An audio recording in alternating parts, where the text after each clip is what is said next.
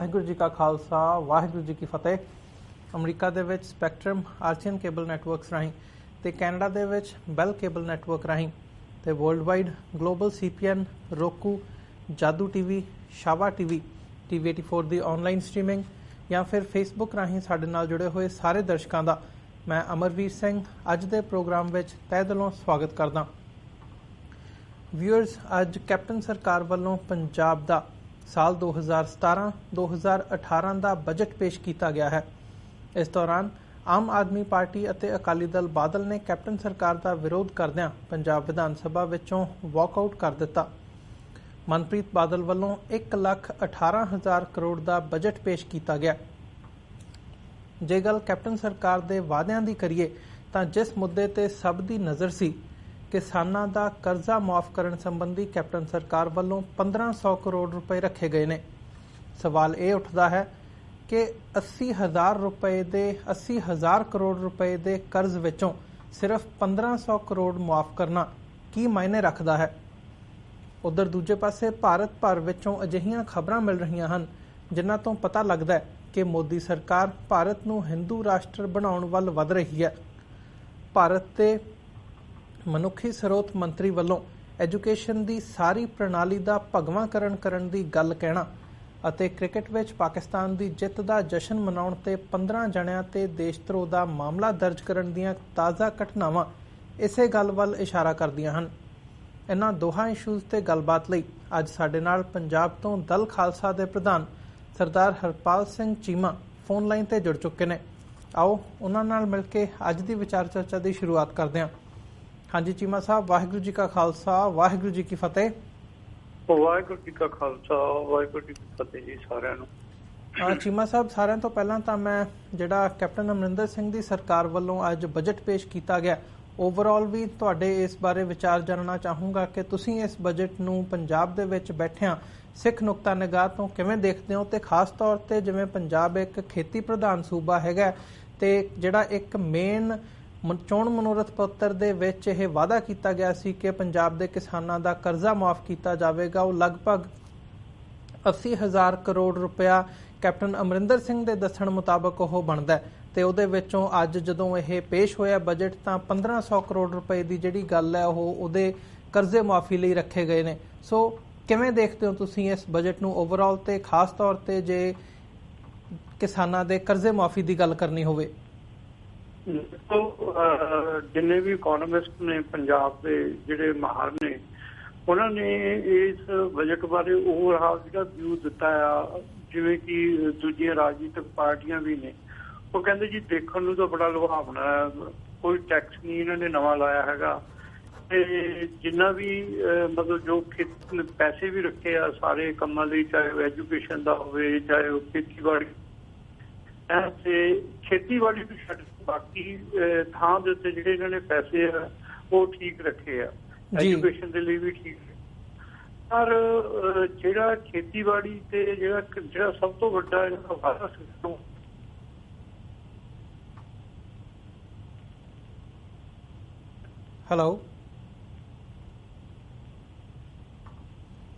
Hello Cheema ਸਾਹਿਬ, ਆਵਾਜ਼ ਸੁਣ ਨਹੀਂ ਰਹੀ? ਹਾਂਜੀ ਹੁਣ ਆਈ ਹੈ ਚੀਮਾ ਸਾਹਿਬ। ਮੇਰੇ ਖਿਆਲ ਥੋੜਾ ਜਿਹਾ ਰੇਂਜ ਦੀ ਜਿਹੜੀ ਹੈ ਉਹ ਪ੍ਰੋਬਲਮ ਆ ਰਹੀ ਹੈ। ਜੇ ਤੁਸੀਂ ਥੋੜਾ ਜਿਹਾ ਬਾਹਰ ਆ ਕੇ ਗੱਲ ਕਰ ਸਕੋ ਤਾਂ ਮੇਰੇ ਖਿਆਲ ਬਿਹਤਰ ਹੋਊਗਾ। ਨਹੀਂ, ਮੈਂ ਬਾਹਰ ਹੀ ਖੜਾ ਸੀਗਾ ਜੀ, ਚੇਂਜ ਹੋ ਕੇ। ਹਾਂਜੀ ਹੁਣ ਆ ਰਹੀ ਹੈ ਜੀ ਆਵਾਜ਼। ਹੁਣ ਸੁਣ ਰਹੀ ਹੈ ਜੀ? ਹਾਂਜੀ ਹਾਂਜੀ ਹਾਂਜੀ ਭਾਜੀ, ਬਜਟ ਬਾਰੇ ਤੁਸੀਂ ਗੱਲ ਕੀਤੀ ਹੈ। ਮੈਂ ਗੱਲ ਕਹਿ ਰਿਹਾ ਸੀਗਾ ਵੀ ਜਿੰਨੇ ਵੀ ਇਕੋਨੋਮਿਸਟ ਨੇ ਪੰਜਾਬ ਦੇ, ਜਿਹੜੇ ਕਿ ਮਾਹਰ ਨੇ, ਉਹਨਾਂ ਸਾਰਿਆਂ ਦਾ ਕਹਿਣਾ ਇਹ ਹੈ ਕਿ ਬਜਟ ਨੂੰ ਜੋ ਉੱਪਰਲੇ ਪਾਸੇ ਉਹਨਾਂ ਨੇ ਪੇਸ਼ ਕਰਕੇ ਤਸਵੀਰ ਦਿੱਤੀ ਆ, ਉਹ ਤੇ ਦੇਖਣ ਨੂੰ ਬਹੁਤ ਵਧੀਆ ਲੱਗਦੀ ਹੈ ਕਿ ਨਵਾਂ ਕੋਈ ਟੈਕਸ ਨਹੀਂ ਲੱਗਿਆ ਹੈਗਾ ਪੰਜਾਬ ਦੇ ਵਿੱਚ, ਔਰ ਜਿੰਨੇ ਰੱਖੇ ਗਏ ਆ ਪੈਸੇ ਉਹ ਵੀ ਜਿਹੜੇ ਹਰੇਕ ਮਹਿਕਮੇ ਦੇ ਲਈ ਉਹ ਵੀ ਠੀਕ ਹੈ। ਪਰ ਸਭ ਤੋਂ ਵੱਡਾ ਜਿਹੜਾ ਇਹਨਾਂ ਨੇ ਕਿਸਾਨਾਂ ਦਾ ਵਾਅਦਾ ਕੀਤਾ ਸੀਗਾ ਕਿ ਕਿਸਾਨਾਂ ਦਾ ਜਿਹੜਾ ਕਰਜ਼ਾ ਮਾਫ ਕੀਤਾ ਜਾਊਗਾ, ਉਸ ਦੇ ਉੱਤੇ ਜਿਹੜਾ 1,500 ਕਰੋੜ ਰੁਪਈਆ ਇਹਨਾਂ ਨੇ ਰੱਖਿਆ, ਉਹ ਸਾਰੀ ਜਿਹੜੀਆਂ ਪਾਰਟੀਆਂ ਨੇ ਉਹ ਸਾਰੀ ਉਹ ਬਿਲਕੁਲ ਦੇਖਣ ਨੂੰ ਜਾਇਜ਼ ਨਹੀਂ ਲੱਗਦਾ, ਕਿਉਂਕਿ ਇਹਨਾਂ ਦੇ ਆਪਣੇ ਕਹਿਣ ਮੁਤਾਬਕ ਹੀ ਹੈ ਕਿ ਜੇ ਅਗਰ 2 ਲੱਖ ਰੁਪਇਆ ਵੀ 5 ਏਕੜ ਵਾਲੇ ਜਿੰਨੇ ਵੀ ਕਿਸਾਨ ਨੇ ਉਹਨਾਂ ਦਾ 2 ਲੱਖ ਰੁਪਏ ਤੱਕ ਵੀ ਮਾਫ ਕੀਤਾ ਜਾਵੇ ਕਰਜ਼ਾ ਤਾਂ ਵੀ ਘੱਟ ਤੋਂ ਘੱਟ ਵੀ 25,000 ਕਰੋੜ ਰੁਪਇਆ ਬਣਦਾ ਆ। ਔਰ ਜੇ ਅਗਰ 25,000 ਕਰੋੜ ਹੋਊਗਾ ਤਾਂ ਇਹ ਫੈਸਿਲਿਟੀ ਹੈ ਜਿਹੜੀ ਕਿਸਾਨਾਂ ਨੂੰ ਦੇ ਸਕਦੇ ਆ। ਔਰ ਮਾਰਜਨਲ ਤੇ ਜਿਹੜੇ ਛੋਟੇ ਫਾਰਮਰਸ ਨੇ ਉਹਨਾਂ ਦੇ ਜਿਹੜੇ 2 ਲੱਖ ਤੱਕ ਕਰਜ਼ੇ ਆ ਮਾਫ ਕੀਤੇ ਜਾ ਸਕਦੇ ਆ। ਉਹਨਾਂ ਦੇ ਕਹਿਣ ਦਾ ਸਾਰੇ ਇਹ ਕਹਿਣਾ ਵੀ 3 ਸਾਲ ਦਾ ਜਿਹੜਾ ਸਿਰਫ ਵਿਆਜ ਹੀ ਹੈ ਇਸ ਕਰਜ਼ੇ ਦਾ, ਜਿੰਨਾ ਕਰਜ਼ਾ ਕਿਸਾਨਾਂ ਦੇ ਉੱਤੇ ਚੜਿਆ ਹੋਇਆ ਉਹਦਾ ਹੀ ਜਿਹੜਾ ਵਿਆਜ ਦਾ ਇੰਟਰਸਟ ਹੈ ਉਹੀ 1500 ਕਰੋੜ ਰੁਪਇਆ 3 ਸਾਲ ਦਾ ਬਣਦਾ। ਤੇ ਕਿਸ ਤਰੀਕੇ ਦੇ ਨਾਲ ਮਤਲਬ ਜਿਹੜਾ ਇਹਨਾਂ ਨੇ ਵਾਅਦਾ ਕੀਤਾ ਕਿ ਅਸੀਂ 2 ਲੱਖ ਰੁਪਇਆ ਤੱਕ 5 ਏਕੜ ਦੇ ਜ਼ਮੀਨ ਤੱਕ ਦੇ ਜਿਹੜੇ ਛੋਟੇ ਫਾਰਮਰਸ ਨੇ ਉਹਨਾਂ ਦਾ ਮਾਫ ਕਰਾਂਗੇ, ਤਾਂ ਇਹ ਕਿਸ ਤਰੀਕੇ ਨਾਲ ਕਰਨਗੇ। ਸੋ ਇਸ ਗੱਲ ਦੇ ਉੱਤੇ ਸ਼ੰਕੇ ਖੜੇ ਕੀਤੇ ਜਾਂਦੇ ਆ, ਕੀਤੇ ਗਏ ਆ। ਨੰਬਰ 2 ਦੇ ਉੱਤੇ ਜਿਹੜੀ ਬਜਟ ਦੇ ਵਿੱਚ ਸਭ ਤੋਂ ਵੱਡੀ ਗੱਲ ਹੈ ਕਿ ਜਿਹੜੇ ਡੈਫੀਸਿਟ ਬਜਟ ਆ ਉਹ ਇਹ ਮਤਲਬ ਸਾਰੀ ਇਹ ਪੈਦਾ ਕਰ ਰਿਹਾ ਵੀ ਜਿਹੜਾ ਇਹਨਾਂ ਨੇ ਬਜਟ ਐਲੋਕੇਸ਼ਨ ਕੀਤੀ ਹੈ ਡਿਪਾਰਟਮੈਂਟਸ ਨੂੰ ਵੀ ਅਸੀਂ ਐਜੂਕੇਸ਼ਨ ਤੇ ਇੰਨੇ ਪੈਸੇ ਰੱਖਾਂਗੇ, ਵੈਲਫੇਅਰ ਦੇ ਉੱਤੇ ਇੰਨੇ ਪੈਸੇ ਰੱਖਾਂਗੇ, ਰੂਰਲ ਡਿਵੈਲਪਮੈਂਟ ਇੰਨੀ ਹੋਊਗੀ, ਉਹ ਪੈਸਾ ਲੈ ਕੇ ਕਿੱਥੋਂ ਆਉਣਗੇ? ਕਿਉਂਕਿ ਜਿਹੜੇ ਰਿਸੋਰਸਿਸ ਨੇ ਉਹਨਾਂ ਦੀ ਬਹੁਤ ਘਾਟ ਹੈ ਜੀ। ਆਪਣਾ ਜੇ ਦੇਖਿਆ ਜਾਵੇ ਤਾਂ ਜਿਹੜਾ ਮੇਨ ਐਕਸਾਈਜ਼ ਦਾ ਸੋਰਸਿਸ ਆ ਉਹਦੇ ਵੀ ਪੈਸੇ ਘਟ ਰਹੇ ਨੇ। ਸਿਰਫ ਜਿਹੜੀ ਮਾਈਨਿੰਗ ਹੈ ਉਹਦੇ ਚ ਬਜਟ ਐਤਕੀ ਵਧਿਆ, ਬਾਕੀ ਸਾਰੇ ਥਾਂ ਤੋਂ ਜਿਹੜੇ ਪੈਸੇ ਰਿਸੋਰਸਿਸ ਆ ਰਹੇ ਨੇ ਉਹ ਘਾਟੇ ਚ ਆ ਰਹੇ ਨੇ। ਜਿਹੜੇ ਪਿਛਲੇ ਸਾਲਾਂ ਦੇ ਵਿੱਚ ਜਿੰਨੇ ਪੈਸੇ ਆਉਂਦੇ ਨੇ ਉਹਨਾਂ ਤੋਂ ਘਟ ਰਹੇ ਨੇ। ਤੇ ਇਹ ਜਿੰਨੀਆਂ ਫੈਸਿਲਿਟੀਜ਼ ਦੇਣੀਆਂ ਇਹਨਾਂ ਨੇ, ਇਹ ਜਿਹੜਾ 1,29,000 ਕਰੋੜ ਰੁਪਈਆ ਇਹਨਾਂ ਨੇ ਬਣਾਇਆ ਦੇਣ ਵਾਲਾ, ਤੇ ਦੇਣਗੇ ਕਿੱਥੋਂ? ਇਹ ਮਤਲਬ ਸਭ ਤੋਂ ਵੱਡੀ ਗੱਲਬਾਤ ਹੈ ਜਿਹੜੀ ਜਿੱਥੇ ਕੁਐਸਚਨ ਖੜਾ ਹੁੰਦਾ ਉਹ ਉੱਥੇ ਖੜਾ ਹੁੰਦਾ। ਪਰ ਦੇਖੋ ਹੁਣ ਇਹ ਤਾਂ ਇਹ ਕਹਿ ਉਹਨਾਂ ਦਾ ਜਿਹੜਾ ਕਹਿਣਾ ਆ ਕਿ ਮੇਨ ਜਿਹੜਾ ਉਹਨਾਂ ਦਾ ਸੋਰਸਿਸ ਆ ਉਹ GST ਆ। GST ਪਹਿਲੀ ਵਾਰ ਲਾਗੂ ਹੋ ਰਿਹਾ। ਹੁਣ ਕਿੰਨਾ ਕਿ GST ਮਿਲਦਾ ਹੈ ਪੰਜਾਬ ਨੂੰ, ਉਹਦੇ ਹਿੱਸੇ ਕਿੰਨਾ ਕੁ ਆਉਂਦਾ, ਇਹ ਉਹਨਾਂ ਦਾ ਸਭ ਤੋਂ ਵੱਡਾ ਮੇਨ ਸੋਰਸਿਸ ਆ। ਜਿਹੜਾ ਜਿੰਨੀ ਉਹਨਾਂ ਦੀ ਗੱਲਬਾਤ ਹੈ ਕਾਂਗਰਸ ਸਰਕਾਰ ਦੀ, ਕੈਪਟਨ ਸਾਹਿਬ ਦੀ, ਮਨਪ੍ਰੀਤ ਦੀ, ਫਾਈਨੈਂਸ ਮਿਨਿਸਟਰ ਦੀ, ਉਹ ਸਾਰੀ GST ਦੇ ਉੱਤੇ ਖੜੀ ਹੈ। ਔਰ GST 1 ਜੁਲਾਈ ਨੂੰ ਪਹਿਲੀ ਵਾਰ ਲਾਗੂ ਹੋ ਰਿਹਾ ਹਿੰਦੁਸਤਾਨ ਦੇ ਵਿੱਚ। ਤੇ ਉਹਦੇ ਕਿੰਨੀ ਕਿਹਨਾਂ ਨੂੰ ਹਿੱਸਾ ਮਿਲਦਾ ਆ, ਕਿੰਨਾ ਦਾ ਜਿਹੜਾ ਫੰਡ ਹੈ ਉਹ ਇਕੱਠਾ ਹੁੰਦਾ ਆ, ਇਹ ਤੇ ਆਉਣ ਵਾਲਾ ਸਮਾਂ ਹੀ ਦੱਸੇਗਾ। ਸੋ ਲੁਭਾਵਣਾ ਪਰ ਕਈ ਜਿਹੜੇ ਸ਼ੰਕੇ ਆ ਉਹਦੇ ਜਿਹੜੇ ਪੈਸੇ ਆ ਬਜਟ ਦੇ, ਉਹ ਕਈ ਸ਼ੰਕੇ ਖੜੇ ਕਰ ਰਹੇ ਆ ਵੀ ਇਹ ਜੋ ਇਹਨਾਂ ਨੇ ਕਿਹਾ ਕਿਸਾਨਾਂ ਨੂੰ, ਆਮ ਲੋਕਾਂ ਨੂੰ ਦੇਣ ਦੇ ਲਈ, ਉਹ ਕਿੱਥੋਂ ਪੂਰਾ ਕਰਨਗੇ ਆਪਣਾ, ਜਦੋਂ ਕਿ ਇਹ ਬਾਰ-ਬਾਰ ਕਹਿ ਰਿਹਾ ਕਿ ਖਜ਼ਾਨਾ ਬਿਲਕੁਲ ਖਾਲੀ ਪਿਆ ਔਰ ਕੋਈ ਨਾ ਕੋਈ ਸੋਰਸਿਸ ਨਹੀਂ ਹੈਗਾ ਉਹਨੇ ਪੈਸੇ ਇਕੱਠੇ ਕਰਨ ਦਾ, ਦੇਖਣ ਨੂੰ ਕੋਈ ਸੋਰਸਿਸ ਨਹੀਂ ਮਿਲ ਰਿਹਾ ਹੈ।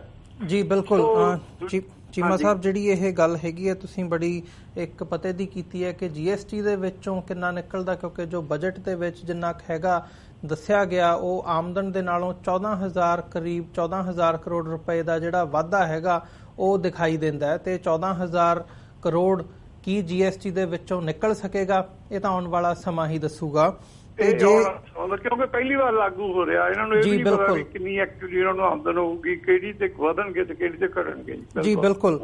ਚੀਮਾ ਸਾਹਿਬ, ਜੇ ਅਸੀਂ ਹੁਣ ਪੰਜਾਬ ਦੇ ਵਿੱਚ ਸਿੱਖ ਨੁਕਤਾ ਨਿਗਾਹ ਤੋਂ ਗੱਲ ਕਰਨੀ ਹੋਵੇ ਤਾਂ ਕੈਪਟਨ ਸਰਕਾਰ ਦੇ ਬਣਨ ਤੋਂ ਬਾਅਦ ਵੀ ਜਿਹੜੀ ਹੈਗੀ ਹੈ ਉਹ ਦਰਜਨਾਂ ਦੇ ਕਰੀਬ ਸਿੱਖ ਨੌਜਵਾਨਾਂ ਦੀ ਜਿਹੜੀ ਹੈ ਉਹ ਫੜੋ-ਫੜੀ ਹੋਈ ਹੈ। ਵੱਖੋ ਵੱਖਰੇ ਕੇਸਾਂ ਦੇ ਵਿੱਚ ਉਹਨਾਂ ਨੂੰ ਉਲਝਾਇਆ ਗਿਆ।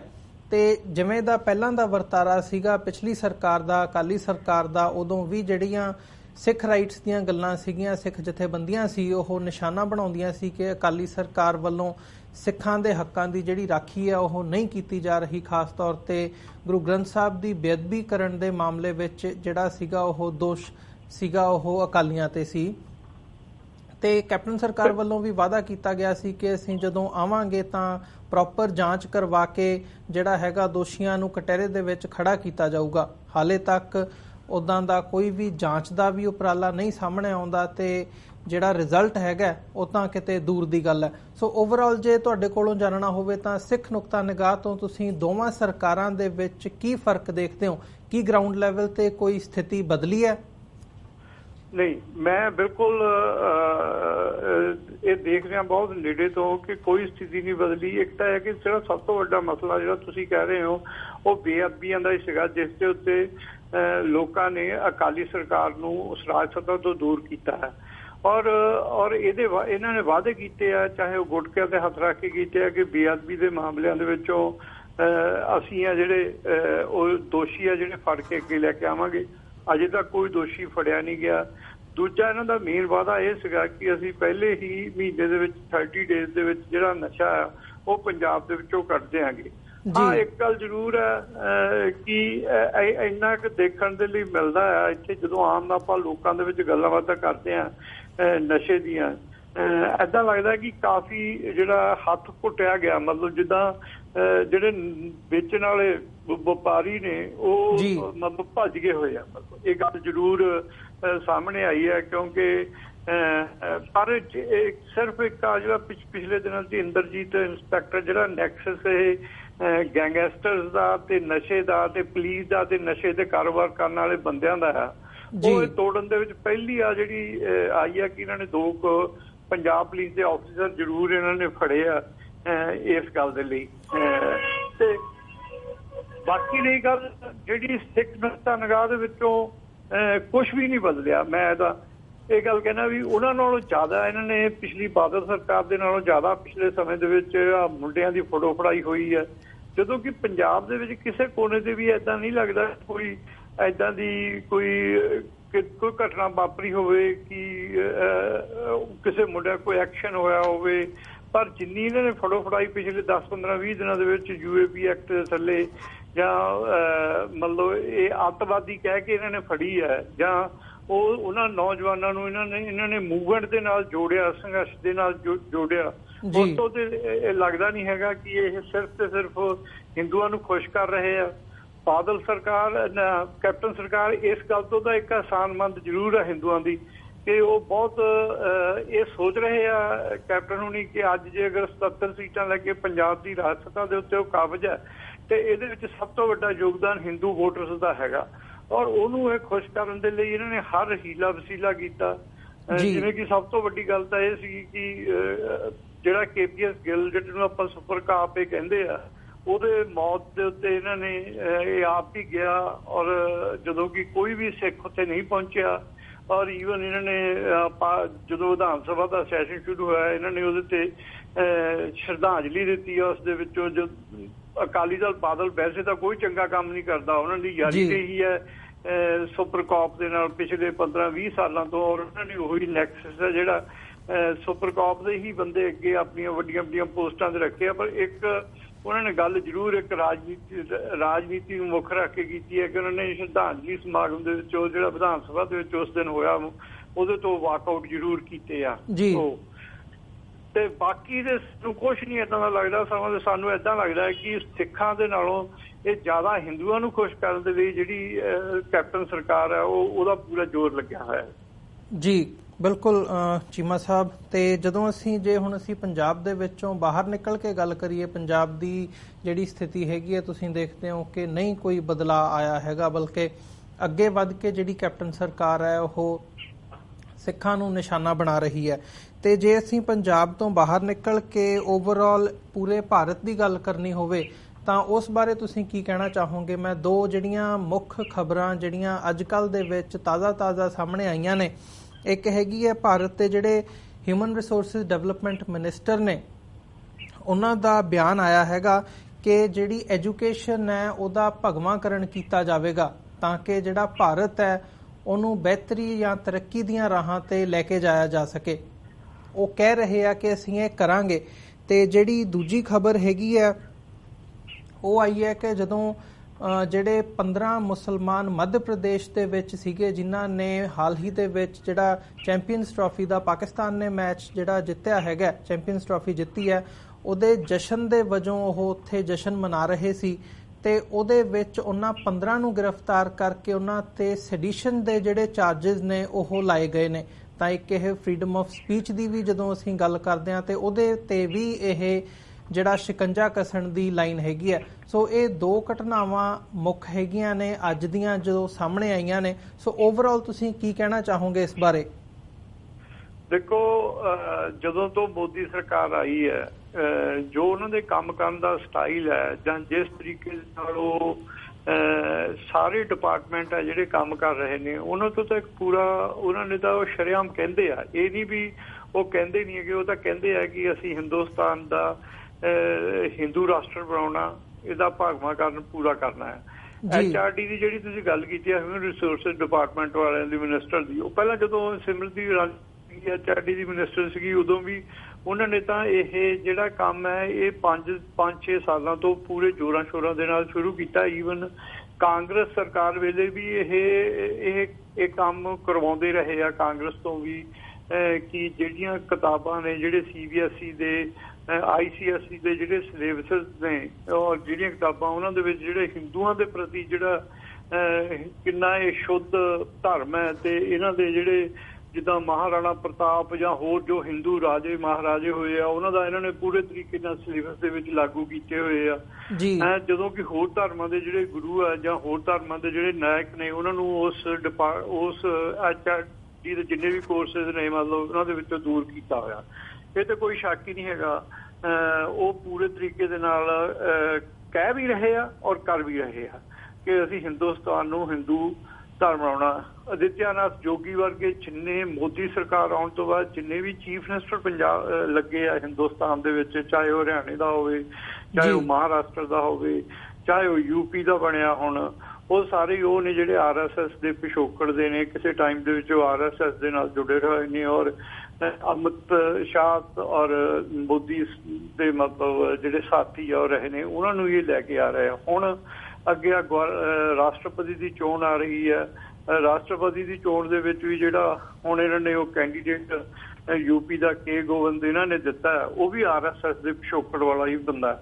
ਇਹਦੇ ਤੇ ਕੋਈ ਦੋ ਰਾਵਾਂ ਹੈ ਹੀ ਨਹੀਂ ਹੈ ਕਿ ਇੱਕ ਮੋਦੀ ਸਰਕਾਰ, BJP ਸਰਕਾਰ, NDA ਦੀ ਸਰਕਾਰ ਹੈ ਜਿਹੜੀ ਇਹ ਕਰ ਵੀ ਰਹੀ ਹੈ ਅਤੇ ਕਹਿ ਵੀ ਰਹੀ ਹੈ। ਜਿਸ ਤਰੀਕੇ ਦੇ ਨਾਲ ਇਹਨਾਂ ਨੇ ਪਿੱਛੇ ਗਊ ਮਾਸ ਦੇ ਬੁੱਚੜਖਾਨਿਆਂ ਦੇ ਉੱਤੇ ਮਤਲਬ ਕਹਿ ਢਾਇਆ ਇਹਨਾਂ ਨੇ, ਇਹ ਸਗੋਂ ਦੂਸਰੇ ਧਰਮਾਂ ਦੇ ਜਿਹੜੇ ਇਨਸਾਨ ਨੇ ਉਹਨਾਂ ਦੀ ਜਿਹੜਾ ਜੀਵਨ ਹੈ, ਕੀ ਖਾਣਗੇ ਕੀ ਪੀਣਗੇ, ਉਹਦੇ 'ਚ ਪੂਰੀ ਦਖਲਅੰਦਾਜ਼ੀ ਕਰ ਰਹੇ ਆ। ਪਰ ਇਸ ਗੱਲ ਦੇ ਨਾਲ ਮੈਂ ਸੋਚਦਾ ਵੀ ਕਾਫੀ ਚੇਤਨਤਾ ਵੀ ਲੋਕਾਂ ਦੇ ਵਿੱਚ ਆ ਰਹੀ ਹੈ ਕਿ ਜਿਹੜਾ ਅੱਜ ਦੇ ਜਿਹੜੇ ਰਾਜ ਸੱਤਾ ਦੇ ਵਿੱਚ ਰਹਿਣ ਵਾਲੇ ਸੈਂਟਰ ਦੇ ਵਿੱਚ ਬੰਦੇ ਨੇ, ਉਹ ਇਹਨੂੰ ਹਿੰਦੂ ਰਾਜ ਬਣਾ ਰਹੇ। ਮੈਂ ਇੱਕ ਗੱਲ ਬਾਹਰ ਦੇ ਲੋਕਾਂ ਨਾਲ ਕਹਿ ਰਿਹਾ, ਇੱਕ ਗੱਲ ਬਹੁਤ ਵਧੀਆ ਹੈ ਕਿ ਪੰਜਾਬ ਦੇ ਵਾਸੀ ਆ, ਜਿੰਨੇ ਪੰਜਾਬ ਦੇ ਰਹਿਣ ਵਾਲੇ ਲੋਕ ਆ, ਉਹ ਇਸ BJP ਦੀ ਇਸ ਪਾਲਿਸੀ ਤੋਂ ਬਹੁਤ ਚੰਗੀ ਤਰ੍ਹਾਂ ਜਾਣੂ ਨੇ ਔਰ ਪੰਜਾਬ ਦਾ ਜਿਹੜਾ ਪੰਜਾਬੀ ਵੋਟਰ ਹੈ ਔਰ ਸਪੈਸ਼ਲੀ ਸਿੱਖ ਵੋਟਰ ਹੈ, ਉਹ ਇਸ ਨੀਤੀ ਤੋਂ ਚੰਗੀ ਤਰ੍ਹਾਂ ਜਾਣੂ ਆ। ਉਹ ਨਹੀਂ ਇਹਨਾਂ ਨੂੰ ਨਾ ਇਹਨਾਂ ਨੇ ਮੂੰਹ ਲਾਊਗਾ, ਨਾ ਪਹਿਲਾਂ ਲਾਇਆ ਤੇ ਨਾ ਆਉਣ ਵਾਲੇ ਸਮੇਂ ਦੇ ਵਿੱਚ ਕਿਸੇ ਤਰ੍ਹਾਂ ਦਾ ਵੀ ਉਸ ਵੋਟਰ ਨੂੰ ਆਪਣਾ ਹਿੱਸਾ ਬਣਾਉਣਗੇ, ਕਿਉਂਕਿ ਉਹ ਇਹਨਾਂ ਦੀ ਇਸ ਪਾਲਿਸੀ ਤੋਂ, ਪਾਣੀ ਦੀਆਂ ਪਾਲਿਸੀਜ਼ ਤੋਂ, ਹੋਰ ਜਿੰਨੇ ਵੀ ਵਾਟਰ ਰਿਸੋਰਸਿਸ ਵਾਲਾ ਮਹਿਕਮਾ, ਉਹਦੀਆਂ ਪਾਲਿਸੀਜ਼ ਤੋਂ ਸਾਰੇ ਅਸੀਂ ਇਸ ਗੱਲ ਤੋਂ ਇਹ ਜਾਣਦੇ ਹਾਂ। ਪਰ ਇੱਕ ਗੱਲ ਪੱਕੀ ਹੈ ਕਿ ਹਿੰਦੁਸਤਾਨ ਦੇ ਜਿਹੜੇ ਅੱਜ ਰਾਜ ਸੱਤਾ ਦੇ ਵਿੱਚ ਰਹਿਣ ਵਾਲੇ ਨੀਤੀ ਘਾੜੇ ਨੇ, ਉਹ ਹਿੰਦੁਸਤਾਨ ਨੂੰ ਜ਼ਰੂਰ ਹਿੰਦੂ ਰਾਸ਼ਟਰ ਬਹੁਤ ਛੇਤੀ ਹੈ ਜਿਹੜਾ ਘੋਸ਼ਿਤ ਕਰਨ ਦੇ ਲਈ ਆਪਣਾ ਜੋ ਵੀ ਉਹਨਾਂ ਤੋਂ ਵੱਧ ਹੋ ਸਕਦਾ ਹੈ, ਚਾਹੇ ਉਹ ਏਜੰਡੇ 'ਚ ਹੋਵੇ ਤੇ ਉਹ ਉੱਪਰਲੇ ਏਜੰਡੇ ਦੇ ਵਿੱਚ ਹੋਵੇ, ਉਹ ਲਾਗੂ ਕਰ ਰਹੇ ਆ ਜੀ ਇਸ ਗੱਲ। ਜੀ ਚੀਮਾ ਸਾਹਿਬ, ਜਿਵੇਂ ਤੁਸੀਂ ਚੇਤਨਤਾ ਦੀ ਗੱਲ ਕੀਤੀ ਹੈ, ਜਾਗਰੂਕਤਾ ਦੀ ਗੱਲ ਕੀਤੀ ਹੈ ਵੀ ਪੰਜਾਬ ਦੇ ਵਿੱਚ ਖਾਸ ਤੌਰ ਤੇ ਜਿਹੜੇ ਸਿੱਖ ਹੈਗੇ ਆ, ਪੰਜਾਬੀ ਹੈਗੇ ਆ, ਉਹਨਾਂ ਨੂੰ ਜ਼ਰੂਰ ਇਸ ਗੱਲ ਦਾ ਪਤਾ ਹੈ ਕਿ ਕਿਸ ਨੀਤੀ ਦੇ ਤਹਿਤ ਜਿਹੜਾ ਇਹ ਭਗਵਾਂ ਕਰਨ ਦੀ ਲਾਈਨ ਹੈਗੀ ਹੈ, ਇਹ ਅੱਗੇ ਜ਼ੋਰ ਫੜਦੀ ਜਾ ਰਹੀ ਹੈ। ਸੋ ਜੇ ਪੰਜਾਬ ਦੀ ਗੱਲ ਕਰੀਏ ਤਾਂ ਕੀ ਜਿਹੜਾ ਜੇ ਅਸੀਂ ਇਹਨੂੰ ਇਸੇ ਹਿਸਾਬ ਨਾਲ ਦੇਖਦੇ ਹਾਂ ਕਿ ਇਹ ਉਸ ਲਾਈਨ ਵੱਲ, ਹਿੰਦੂ ਰਾਸ਼ਟਰ ਬਣਨ ਵੱਲ ਭਾਰਤ ਵੱਧ ਰਿਹਾ ਹੈ, ਤਾਂ ਕੀ ਪੰਜਾਬ ਦੇ ਲੋਕ ਉਸ ਸਿਚੁਏਸ਼ਨ ਨੂੰ ਹੈਂਡਲ ਕਰਨ ਦੇ ਲਈ ਜਾਂ ਜਵਾਬ ਦੇ ਵਜੋਂ ਸਿੱਖਾਂ ਦਾ ਕੀ ਰਿਐਕਸ਼ਨ ਹੋਣਾ ਚਾਹੀਦਾ, ਉਹਦੇ ਲਈ ਤਿਆਰ ਨੇ? ਦੇਖੋ, ਇਹਨਾਂ ਨੇ ਪੂਰਾ ਜ਼ੋਰ ਲਾਇਆ ਕਿ ਜਦੋਂ ਤੋਂ ਇਹ ਮੋਦੀ ਸਰਕਾਰ ਆਈ ਹੈ ਕਿ ਪੰਜਾਬ ਦੇ ਵਿੱਚ ਪਿੰਡਾਂ ਦੇ ਵਿੱਚ ਜਾ ਕੇ ਜਿਹੜੀ RSS ਹੈ ਉਹ ਆਪਣੀ ਉਹਨਾਂ ਨੇ ਕੈਂਪ ਲਾਉਣ ਦੀ ਕੋਸ਼ਿਸ਼ ਕੀਤੀ ਹੈ। ਪਿੰਡੂ ਜਿਹੜੇ ਨੌਜਵਾਨ ਨੇ ਉਹਨਾਂ ਨੂੰ ਆਪਣੇ ਨਾਲ ਜੋੜਨ ਦੀ ਕੋਸ਼ਿਸ਼ ਕੀਤੀ ਹੈ, ਪਰ ਇਹ ਉਸ ਗੱਲ ਦੇ ਵਿੱਚ ਪੂਰੀ ਤਰੀਕੇ ਨਾਲ ਨਾਕਾਮਯਾਬ ਹੋਏ ਆ। ਖਾਸ ਕਰਕੇ ਰੂਰਲ ਜਿੰਨਾ ਵੀ ਪੰਜਾਬ ਦਾ ਰੂਰਲ ਵੋਟਰ ਹੈ ਉਹ ਤੇ ਬਿਲਕੁਲ ਹੀ ਮਤਲਬ ਇਹਨਾਂ ਨੂੰ ਉਹਨਾਂ ਨੇ ਮੂੰਹ ਨਹੀਂ ਲਾਇਆ ਔਰ ਇਹਨਾਂ ਨੂੰ ਮੂੰਹ ਦੀ ਖਾਣੀ ਪਈ ਆ। ਹਾਂ, ਸ਼ਹਿਰਾਂ ਦੇ ਵਿੱਚ ਜ਼ਰੂਰ ਇਹਨਾਂ ਦੀਆਂ ਕਿਤੇ ਸ਼ਾਖਾਵਾਂ ਜ਼ਰੂਰ ਚੱਲਦੀਆਂ ਨੇ। ਮਤਲਬ ਮੈਂ ਇਹ ਤੁਹਾਨੂੰ ਕਹਿਣਾ ਚਾਹੁੰਦਾ ਹਾਂ ਵੀ ਜਿੰਨਾ ਵੀ ਇਹ ਹਿੰਦੂ ਰਾਸ਼ਟਰ ਵੱਲ ਨੂੰ ਵਧਣਗੇ ਔਰ ਜਿੱਦਾਂ ਇਹ ਇਹਨਾਂ ਦਾ ਚਿਹਰਾ ਜਿਹੜਾ ਨੰਗਾ ਹੋਏਗਾ, ਪੰਜਾਬ ਦਾ ਵੋਟਰ ਹੈ ਜਿਹੜਾ ਪੰਜਾਬ ਦੇ ਲੋਕ ਹੈ ਉਹ ਸੁਚੇਤ ਨੇ, ਉਹ ਉਨੇ ਹੀ ਇਹਨਾਂ ਤੋਂ ਦੂਰ ਜਾਣਗੇ। ਔਰ ਪਿਛਲੀ ਇਲੈਕਸ਼ਨ ਦੇ ਵਿੱਚ ਕਾਂਗਰਸ ਦਾ ਆਉਣਾ ਇਸੇ ਗੱਲ ਦਾ ਸਬੂਤ ਹੈ ਕਿ ਇਹਨਾਂ ਨੂੰ ਮੂੰਹ ਨਹੀਂ ਲਾਇਆ ਲੋਕਾਂ ਨੇ, ਕਾਂਗਰਸ ਨੂੰ ਵੋਟ ਪਾ ਕੇ ਮੁੜ ਕੇ ਲਿਆਂਦਾ। ਹਾਲਾਂਕਿ ਕਾਂਗਰਸ ਦੇ ਵਿੱਚ ਵੀ ਜਿਸ ਤਰੀਕੇ ਨਾਲ 1984 ਦੇ ਵਿੱਚ ਕਾਂਗਰਸ ਨੇ ਦਰਬਾਰ ਸਾਹਿਬ ਦੇ ਉੱਤੇ ਹਮਲਾ ਕੀਤਾ, ਉਸ ਤੋਂ ਕਾਂਗਰਸ ਦੇ ਵਿੱਚ ਐਡੀ ਨਫ਼ਰਤ ਸੀਗੀ ਕਾਂਗਰਸ ਦੇ ਪ੍ਰਤੀ, ਸਿੱਖਾਂ ਦੇ ਵਿੱਚ ਹਾਲੇ ਵੀ ਐਡੀ ਨਫ਼ਰਤ ਹੈ। ਪਰ ਹਿੰਦੂ ਰਾਸ਼ਟਰ ਨੂੰ ਨਾ ਅੱਗੇ ਲੈ ਕੇ ਆਉਣ ਦੇ ਲਈ, ਉਹ ਪਾਰਟੀਆਂ ਨੂੰ ਅੱਗੇ ਨਾ ਉਹਨਾਂ ਤੋਂ ਬਚਣ ਦੇ ਲਈ, ਉਹਨਾਂ ਨੂੰ ਰੋਕਣ ਦੇ ਲਈ ਉਹਨਾਂ ਨੇ ਕਾਂਗਰਸ ਨੂੰ ਵੋਟ ਪਾਉਣਾ ਦਾ ਸਵੀਕਾਰ ਕਰ ਲਿਆ, ਪਰ ਇਹਨਾਂ ਨੂੰ ਨਹੀਂ ਅੱਗੇ ਲੱਗਦਾ। ਔਰ ਮੈਨੂੰ ਪੂਰਨ ਆਸ ਹੈ ਇਸ ਗੱਲ ਦੀ, ਜਿਸ ਤਰੀਕੇ ਨਾਲ ਵਿਚਰਦੇ ਹਾਂ ਅਸੀਂ, ਤੇ ਇਹ ਜਿੰਨਾ ਮਰਜ਼ੀ ਜ਼ੋਰ ਲਾ ਲੈਣ ਇਹਨਾਂ ਦਾ ਪੰਜਾਬ ਦੇ ਵਿੱਚ ਕੋਈ ਥਾਂ ਨਹੀਂ ਹੈ। ਜੀ ਚੀਮਾ ਸਾਹਿਬ, ਤੁਹਾਡਾ ਬਹੁਤ-ਬਹੁਤ ਧੰਨਵਾਦ। ਤੁਸੀਂ ਇਹਨਾਂ ਸਾਰੇ ਇਸ਼ੂਜ਼ ਦੇ ਉੱਪਰ ਆਪਣਾ ਸਮਾਂ ਕੱਢ ਕੇ ਜਿਹੜੀ ਵਿਚਾਰਾਂ ਦੀ ਸਾਂਝ ਹੈ ਉਹ ਪਾਈ ਹੈ। ਅੱਜ ਦੇ ਸ਼ੋਅ ਦੇ ਵਿੱਚ ਸਾਡਾ ਜਿਹੜਾ ਸਮਾਂ ਹੈਗਾ ਉਹ ਸਮਾਪਤੀ ਦੇ ਵੱਲ ਜਾ ਰਿਹਾ ਤੇ ਅਸੀਂ ਤੁਹਾਡੇ ਕੋਲੋਂ ਇੱਥੇ ਹੀ ਇਜਾਜ਼ਤ ਚਾਹਾਂਗੇ ਜੀ। ਬਹੁਤ-ਬਹੁਤ ਧੰਨਵਾਦ ਚੀਮਾ ਸਾਹਿਬ ਤੁਹਾਡਾ। ਵਾਹਿਗੁਰੂ ਜੀ ਕਾ ਖਾਲਸਾ, ਵਾਹਿਗੁਰੂ ਜੀ ਕੀ ਫਤਿਹ। ਵਿਊਅਰਸ, ਇਹ ਸਨ ਹਰਪਾਲ ਸਿੰਘ ਚੀਮਾ, ਜਿਹੜੇ ਦਲ ਖਾਲਸਾ ਦੇ ਪ੍ਰਧਾਨ ਹੈਗੇ ਆ ਪੰਜਾਬ ਦੇ ਵਿੱਚੋਂ। ਇਹਨਾਂ ਨੇ ਜੋ ਉੱਥੇ ਸਿਚੁਏਸ਼ਨ ਬਣੀ ਹੋਈ ਹੈ, ਉਹ ਭਾਵੇਂ ਪੰਜਾਬ ਦਾ ਜਿਹੜਾ ਅੱਜ ਬਜਟ ਪੇਸ਼ ਕੀਤਾ ਗਿਆ ਸਾਲ 2017-18 ਦਾ ਕੈਪਟਨ ਸਰਕਾਰ ਵੱਲੋਂ, ਉਸ ਬਾਰੇ ਤੇ ਜਾਂ ਓਵਰਆਲ ਜਿਹੜੀਆਂ ਉੱਥੋਂ ਖਬਰਾਂ ਆ ਰਹੀਆਂ ਨੇ ਹਿੰਦੂਤਵਾਦ ਦੇ ਹਵਾਲੇ ਦੇ ਨਾਲ, ਉਸ ਬਾਰੇ ਕੀ ਵਿਚਾਰ ਰੱਖਦੇ ਨੇ, ਇਹਨਾਂ ਨੇ ਵਿਚਾਰਾਂ ਦੀ ਸਾਂਝ ਪਾਈ ਹੈ। ਸੋ ਜਾਂਦੇ ਮੈਂ ਤੁਹਾਡੇ ਚਰਨਾਂ ਦੇ ਵਿੱਚ ਵੀ ਬੇਨਤੀ ਕਰਨਾ ਚਾਹੂੰਗਾ ਕਿ TV84 ਨੂੰ ਚੱਲਦਾ ਰੱਖਣ ਦੇ ਲਈ ਤੇ ਅੱਗੇ ਵਧਾਉਣ ਦੇ ਲਈ ਸਾਨੂੰ ਤੁਹਾਡੀ ਸਹਾਇਤਾ ਦੀ ਲੋੜ ਹੈਗੀ ਹੈ। TV84 ਨੂੰ ਡੋਨੇਟ ਕਰਨ ਦੇ ਲਈ ਤੁਸੀਂ ਸਾਡੀ ਵੈਬਸਾਈਟ www.tv84.tv ਤੇ ਜਾ ਕੇ ਸਾਨੂੰ ਮੰਥਲੀ ਡੋਨੇਟ ਕਰ ਸਕਦੇ ਹੋ ਤੇ ਮੰਥਲੀ ਡੋਨੇਸ਼ਨਸ ਦੇ ਲਈ ਪਲੈਜ ਕਰ ਸਕਦੇ ਹੋ। ਜੇ ਚੈੱਕ ਰਾਹੀਂ ਡੋਨੇਟ ਕਰਨਾ ਚਾਹੁੰਦੇ ਹੋ ਤਾਂ TV84 ਦੇ ਨਾਮ ਦਾ ਚੈੱਕ ਬਣਾ ਕੇ ਸਾਨੂੰ ਸਾਡੇ ਐਡਰੈਸ 3601 37th ਐਵਨਿਊ, ਲੌਂਗ ਆਈਲੈਂਡ ਸਿਟੀ, ਨਿਊਯਾਰਕ 11101 ਇਸ ਐਡਰੈਸ ਤੇ ਭੇਜ ਸਕਦੇ ਹੋ। ਜੇ ਕੋਈ ਸਾਡੇ ਨਾਲ ਸੰਪਰਕ ਕਰਨਾ ਚਾਹੁੰਦਾ ਹੋਵੇ ਤਾਂ ਤੁਸੀਂ ਸਾਨੂੰ ਸਾਡੇ ਨੰਬਰ ਤੇ ਮੈਸੇਜ ਜਾਂ ਕਾਲ ਵੀ ਕਰ ਸਕਦੇ ਹੋ। ਨੰਬਰ ਹੈਗਾ 5164060694। ਇੱਕ ਵਾਰ ਮੈਂ ਸਾਡੀ ਵੈਬਸਾਈਟ ਦੁਬਾਰਾ ਰਿਪੀਟ ਕਰ ਦਿਆਂ, www.tv84.tv। ਇਸੇ ਦੇ ਨਾਲ ਅਸੀਂ ਅੱਜ ਦਾ ਸ਼ੋਅ ਇੱਥੇ ਹੀ ਸਮਾਪਤ ਕਰਦੇ ਹਾਂ। ਦੁਬਾਰਾ ਕੱਲ ਨੂੰ ਤੁਹਾਡੇ ਨਾਲ ਫਿਰ ਮੁਲਾਕਾਤ ਹੋਵੇਗੀ। ਇਜਾਜ਼ਤ ਦਿਓ ਜੀ। ਵਾਹਿਗੁਰੂ ਜੀ ਕਾ ਖਾਲਸਾ, ਵਾਹਿਗੁਰੂ ਜੀ ਕੀ ਫਤਿਹ।